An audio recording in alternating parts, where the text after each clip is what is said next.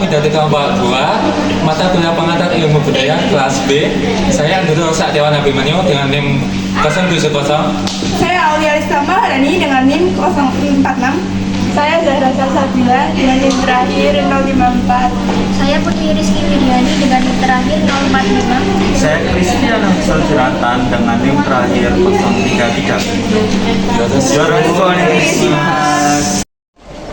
Halo pemirsa, bersama saya Andro Saktiawan Abimanyu. Kami akan mewawancarai seorang dosen yang bernama Bu Dewi Saraswati. Beliau merupakan dosen program studi bahasa dan kebudayaan Jepang Fakultas Ilmu Budaya Universitas Diponegoro. Sensei, ohayo gozaimasu. Ohayo gozaimasu. Baiklah, saya akan memulai pertanyaannya. Untuk yang pertanyaan yang pertama, bagaimana kehidupan sehari-hari masyarakat Jepang sebelum restorasi Meiji?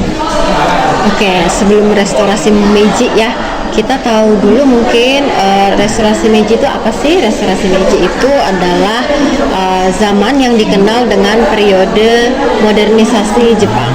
Jadi kalau kita berbicara soal apa yang dilakukan oleh orang Jepang sebelum masa Meiji, era modernisasi, pasti kita akan selalu kembali ke mode tradisional gitu. Nah, apa yang terjadi sebelum era Meiji? Ya kita tahu kalau misalnya ya dalam pembahasan era tradisional masyarakat Jepang, orang Jepang itu cenderung tertutup ya. Jadi pada saat itu ada politik yang namanya sakoku atau mengunci negara.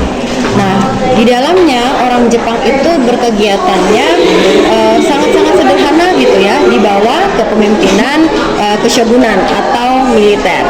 Dan dalam masyarakat Jepang sendiri itu ada yang namanya stratifikasi sosial. Jadi mungkin kalau kayak di India itu kayak sistem sasta gitu ya, kasta gitu ya. Nah, jadi di dalamnya itu ada kaisar, kemudian para samurai, kemudian ada petani, kemudian ada pengrajin dan pedagang. Mereka berkegiatan sesuai dengan kelas-kelasnya gitu ya. Petani ya bertani, samurai ya menjaga negara gitu ya dari kondisi-kondisi yang memungkinkan konflik atau bisa memicu peperangan kayak gitu. Kenapa petani itu ada di atasnya pedagang, Sensei? Cukup panjang ya. Kalau kita melihat stratifikasi orang Jepang itu didasarkan pada ideologi Confucius. Nah, di mana ideologi tersebut membuat stratifikasi itu sesuai dengan kontribusi paling banyak dalam masyarakat.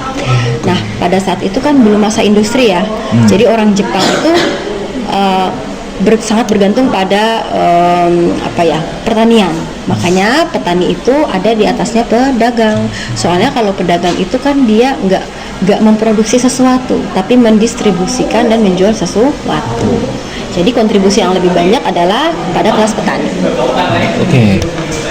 Sekarang pertanyaan yang kedua, apa saja perubahan besar dalam kehidupan masyarakat setelah restorasi Meiji? Setelah restorasi Meiji itu perubahannya sangat signifikan ya. Kenapa? Karena di situ otomatis orang Jepang sudah berada dalam periode zaman yang membuka dirinya. Tadi kan kalau sebelum era Meiji mereka itu mengunci negaranya ya, nggak boleh ada yang masuk, nggak boleh ada yang keluar, kecuali di daerah tertentu. Nah di era Meiji semua pemikiran-pemikiran gitu ya, barang-barang ideologi dari Barat itu masuk ke situ. Jadi mereka mulai kenal industri, mulai bangun pabrik, mesin-mesin yang dulunya mereka nggak kenal sama sekali. Kemudian juga kayak gagasan-gagasan politik baru, sistem pendidikan, sistem politik, kemudian sistem militer, dan juga sistem kasta pada saat itu mulai mulai diubah, tidak seperti yang di era Edo sebelum Meiji. Oke, sekarang pertanyaan yang ketiga, bagaimana budaya Barat mulai memengaruhi gaya hidup masyarakat Jepang seperti makanan dan pakaian? Hai, kalau kita ngomongin makanan, kan orang Barat itu kan ketika era Meiji itu mulai banyak berdatangan kan, mulai terjadi banyak interaksi ya. Orang Barat itu datang ke Jepang, mereka nggak langsung cocok sama makanan Jepang, sehingga mereka membawa ya cita rasa makanannya sendiri. Contohnya mereka bawa roti. Mereka mulai makan daging-dagingan gitu kan, makanan kalengan gitu ya. Nah itu mereka kenalkan ke orang Jepang. Jadi orang Jepang kalau sekarang nyebut pang itu kan pakai kata serapan kan, pang bukan dalam huruf hiragana kan.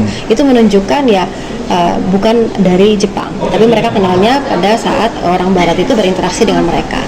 Kemudian kalau pada pakaian itu juga sangat berubah, nggak hanya yukata atau kimono saja, tapi mengikuti pakaian-pakaian orang Barat. Misalnya kalau di sistem militer ya, mereka itu menyesuaikan dengan seragam Prancis, militer Prancis. Dan itu mereka pakai ketika mereka sekolah, mereka rapat-rapat pemerintahan, dan juga ketika di militer. Baik, untuk selanjutnya, apa perubahan terbesar dalam adat istiadat atau tradisi keluarga setelah masuknya pengaruh Barat?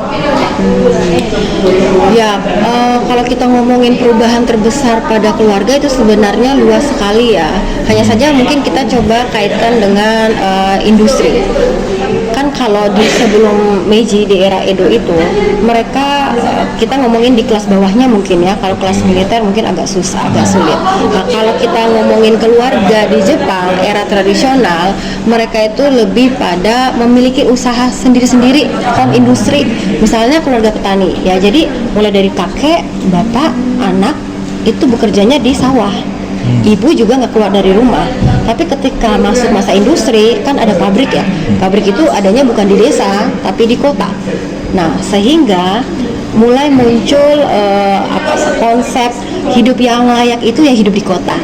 Nah jadi anak-anak petani itu nggak mau lagi ya, bukan nggak mau lagi, tapi mereka berusaha mencari kehidupan yang layak dengan meninggalkan desa, kemudian melakukan urbanisasi ke kota untuk mencari pekerjaan yang lebih bonafit gitu.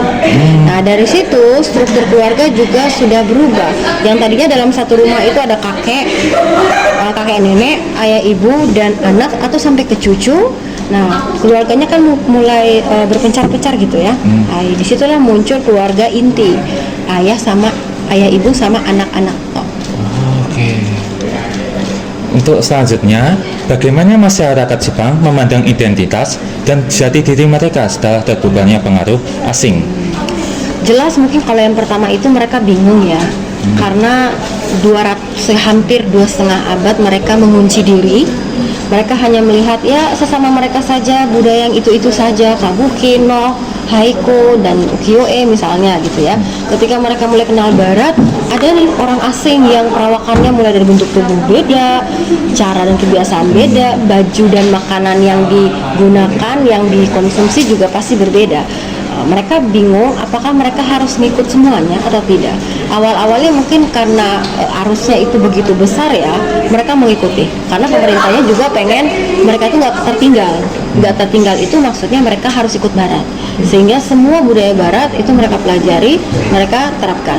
Hanya saja mereka mulai menyadari di tengah-tengah perjalanan, mereka mulai menyadari bahwa sepertinya kita ini perlu gitu loh melestarikan budaya kita.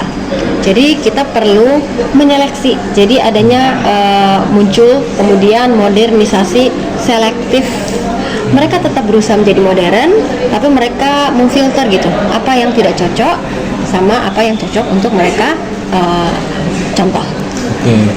Untuk dari sisi kepercayaan, apakah ada perubahan? Misalnya Shinto tiba-tiba ada pengaruh dari Kristen gitu? Ada. Hai.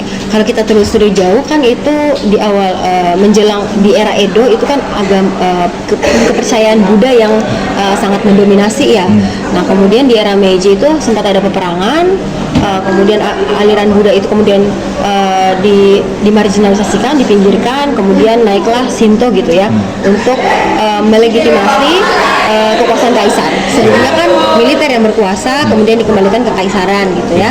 Nah, karena adanya pemikiran ideologi barat yang salah satunya seperti kesetaraan gitu ya. Jadi sistem kasta dihapus, kesetaraan itu juga muncul dari keyakinan agama Kristen gitu kan. Kalau kita beranjak ke ajaran Isa Al-Masih atau Yesus gitu ya, itu kan semua manusia sama. Nah, jadi itu yang mempengaruhi pemikiran Kristen itu, walaupun sudah masuk sebelumnya sempat dilarang kan. Di era Meiji itu masuk, kemudian turut mempengaruhi struktur sosial mereka. Contohnya dalam penghapusan kasta. Oke. Untuk selanjutnya, bagaimana masyarakat Jepang mengisi waktu luang atau bersenang-senang sebelum hadirnya hiburan modern? Ya tentunya sangat sederhana ya, mereka itu kalau mau senang-senang perginya ke kayak pementasan-pementasan kabuki untuk rakyat biasa. Kalau Noh itu di lingkungan bangsawan gitu ya, pemerintahan, atau mereka membuat haiku, menulis puisi kemudian membacakannya ya, kemudian ada nyanyian-nyanyian, apalagi ya lukisan-lukisan, paling seperti itu ya. Mereka belum kenal apa yang namanya piano misalnya atau biola gitu. Oke. Untuk selanjutnya, apa perubahan yang terjadi dalam gaya bahasa atau cara berkomunikasi masyarakat Jepang setelah adanya budaya barat?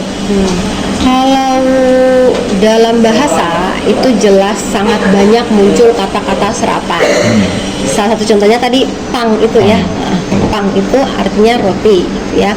Tapi kalau dalam komunikasi mungkin pada komunikasi tulis ya. Komunikasi jelas jadinya banyak yang harus dapat tuntutan belajar bahasa Inggris gitu ya. Karena buku-buku yang masuk juga mungkin diterjemahkan, tapi kalau kita mau berkomunikasi kan perlu pakai bahasa Inggris. Kemudian di penulisan juga ya. Kalau dulu kan sistem penulisan orang Jepang itu kan tategaki kan, dari dari atas ke bawah, kemudian dari kanan ke kiri. Nah, karena perlunya administrasi yang mendukung mereka interaksi dengan bangsa barat, penulisan yokogaki itu mulai dilakukan. Untuk tategaki sendiri itu biasanya hanya ada di mana saja untuk sekarang? Kalau sekarang itu munculnya di novel-novel, munculnya di kaligrafi. Kan kalau kita lihat shodo itu kan dia ke bawah kan, nggak ke samping kan. Kemudian haiku, seperti itu. Oke. Untuk yang terakhir, bagaimana gaya arsitektur barat memengaruhi filosofi dari Jepang? Kalau filosofi ya paling mungkin saya bisa menjelaskan perubahan-perubahannya secara fisik ya. Kalau filosofi mungkin lebih ke zaman sebelum Meiji. Kalau dulu sebelum Meiji, bangunan-bangunan Jepang atau rumah tradisional yang kita sebut dengan minka itu terbuat dari kayu. Kemudian lokasinya, cara membangunnya, interiornya, juga furnitur di dalamnya itu sangat erat terkait dengan Zen, aliran Zen. Semakin sederhana, semakin bagus. Semakin menyatu dengan alam, menggunakan unsur alam seperti kayu. Kayunya pun juga nggak dicat kan gitu ya. Filosofinya sangat terkait dengan Zen. Tapi ketika di zaman Meiji, ya mulai banyak unsur-unsur atau gaya-gaya konstruksi barat yang muncul. Contohnya kita bisa lihat dalam bahan-bahannya mungkin ya. Kalau di Edo kan itu kayu semua, kan berundak gitu kan. Nah, untuk kuil-kuilnya sendiri seperti itu. Tapi kalau di era Meiji itu mulai masuk unsur-unsur bahan seperti semen, besi, bebatuan gitu ya, batu bata gitu. Dan itu teraplikasikan di bangunan-bangunan publik seperti pemerintahan, perbankan, atau institusi-institusi sekolah gitu. Dan kalau kita lihat seperti sekarang ya, rumah orang Jepang itu ada yang masih loh menggunakan kayu full, ada yang semi, ada yang betul-betul meniru konstruksi barat, termasuk juga di dalamnya interiornya. Jadi kalau filosofi di barat saya belum mempelajari ya, tapi kalau di aslinya itu ya filosofi Zen. Oke. Kenapa masyarakat Jepang itu saat ini sekarang lebih memilih rumah-rumah yang arsitektur barat? Karena lebih murah. lebih kokoh, lebih mudah perawatannya. Kalau kita balik ke konstruksi kayu itu kan mahal ya. Tidak semudah kita mengayak semen, menyusun batu bata kan. Kayu itu dia punya konstruksi khusus, kemudian perawatan khusus misalnya anti rayap dan lain-lain. Oke. Sensei, terima kasih atas kedatangannya. Sama-sama. Baiklah, pemirsa, sekian dari kami. Terima kasih.